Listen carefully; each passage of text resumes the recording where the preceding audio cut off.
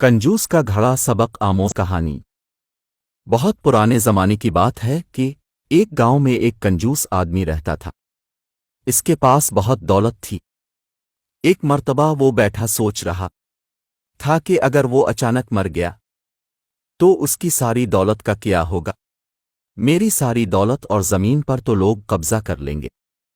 اس خیال کے آتے ہی اس نے اپنی ساری دولت جمع کرنا شروع کر دی، یہاں تک کہ اس نے اپنی زمینیں بھی بیچ دی اور اس رقم کو سونے کے سکوں کی شکل میں جمع کر لیا اور اپنے صحن میں دفن کر دیا، اور اس خیال سے مطمئن ہو گیا کہ اب اس کی دولت کو کوئی بھی خرچ نہیں کر سکتا۔ مگر اب اسے یہ پریشانی تھی کہ اب اس کی گزر اوقات کیسے ہوگی۔ اس نے لوگوں سے جھوٹ بولنا شروع کر دیا کہ اس کے گھر میں چوری ہو گئی ہے اور اس کا سارا مال چور لے گئے، اس کے پاس کھانے تک کے پیسے نہیں ہیں۔ لوگوں نے اس پر ترس کھا کر اسے کھانا دینا شروع کر دیا۔ اسے اور بھی مزہ آنے لگا۔ وہ سوچنے لگا کہ اب تو اسے کام کرنے کی بھی ضرورت نہیں، اب وہ اپنی باقی کی زندگی اسی طرح بسر کرے گا۔ اس کی یہ خواہش کافی دن تک اس کا ساتھ نہ دے سکی۔ اچانک بہت تیز بارش ہوئی اور گاؤں کے گھروں میں پانی جمع ہونے لگا۔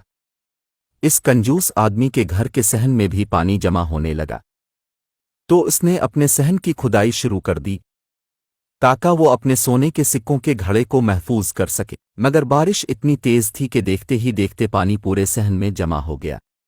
وہ اپنی جان بچا کر گھر کے اندر چلا گیا۔ جب بارش کم ہوئی تو وہ صحن میں آیا اور آ کر کیا دیکھتا ہے کہ جہاں اس نے وہ گھڑا دفن کیا تھا وہاں اب کچھ بھی نہیں تھا۔ وہ روتا ہوا ادھر ادھر پھرتا رہا مگر اسے وہ گھڑا نہیں ملا۔ وہ تھک کر واپس گھر آ گیا۔ اتفاق سے اس کا سونے کا گھڑا پانی میں بہتا ہوا ایک کسان کے کھیت میں چلا گیا۔ کسان اس وقت کھیت میں کام کر رہا تھا۔ اس کی نظر جب گھڑے پر پڑی تو وہ بہت حیران ہوا اور پریشان بھی ہوا۔ شیطان نے اسے بہت بہکانے کی کوشش کی کہ تم یہ سارے رکھ لو، کوئی بھی تمہیں نہیں دیکھ رہا۔ میں یہی سوچ رہا تھا کہ اگر کوئی بھی نہیں دیکھ رہا تو میرا اللہ مجھے دیکھ رہا ہے۔ اس نے گاؤں میں آ کر اعلان کیا کہ یہ گھڑا جس کا بھی ہو آ کر لے جائے۔ سب لوگ اس گھڑے کو دیکھنے کے لیے آئے۔ جیسے ہی اس کنجوس آدمی کو پتہ چلا وہ بھی بھاگا بھاگا آیا اور کہنے لگا کہ یہ میرا گھڑا ہے۔ سارے لوگ کافی ناراض ہوئے کہ تم نے تو کہا تھا کہ تمہارا سارا مال چوری ہو گیا ہے۔